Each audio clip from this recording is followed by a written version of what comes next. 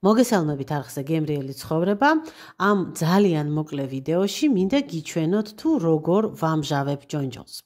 ჯონჯოლი ჩემ ეზოში, ჩემი ხელით არის მოკრეფილი, ამდენად ძალიან სუფთაა, თუმცა თვალის გადავლება მაინც ესაჭიროება. დედაჩემის რჩევით ნორჩ ფოთლებს მე არ ვაშორებ, კარგად გადავარჩევ და დუღარე წყალში ვყრი 2 წუთით. წყლიანი ქვაბი დგას დაბალ ცეცხლზე და კარგად რომ ადუღდება, რამდენიც ჩაეტევა ჯონჯოლი ვყრი, 2 წუთი ვაცდი, საათს ვინიშნავ ხოლმე და 2 წუთის შემდეგ აი ასე პატარა საწურით ამოვიღებ. გადავიდან თუშფალანგზე და შემდგომ ამ თუშფალანგს ამ პორცია ჯონჯოლით ჩავდგამ ნიჟარაში და გავრეცხავ ცივი გამდინარე წყლით.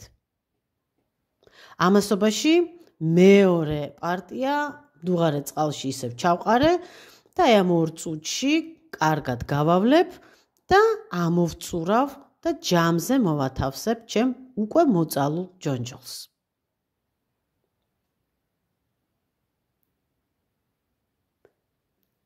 მოწალვითა და კარგი გავლებით თავისი სიმწარე და არასასიამოვნოდ მუქი ფერი გაუვა ჯონჯოლს.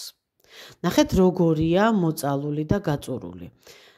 ყვავილები არის თითქოს გამჭვირვალე და ბუნებრივი ცოცხალი ყვავილისგან განსხვავებით სითეთრე აქვს ჩამქრალი. 2 მაქსიმუმი 3 წუთი უნდა გავაჩეროთ ცხელ წყალში. არც დაგვირბილდეს და არც წარე რო არ დაგვრჩეს. თუმცა მე ვიცი ბევრი რეცეპტი, ბევრი დიასახლისი საერთოდ არც წალავს, არც რეცხავს, პირდაპირ მარილ წყალს ავლებს. გავშალე ლანგრებზე, მქონდა 4 კილო ჯონჯოლი და ავიღე 8 სუფრის კოვზი უხეში, ხორხოშინა მარილი.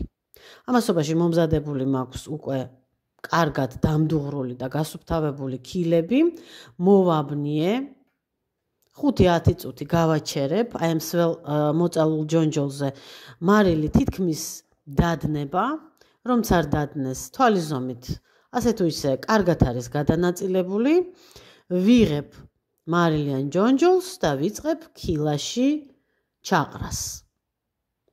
საბოლოოდ ძალიან მაგრად უნდა დავტენო ჯონჯოლის ყვავილები ქილაში.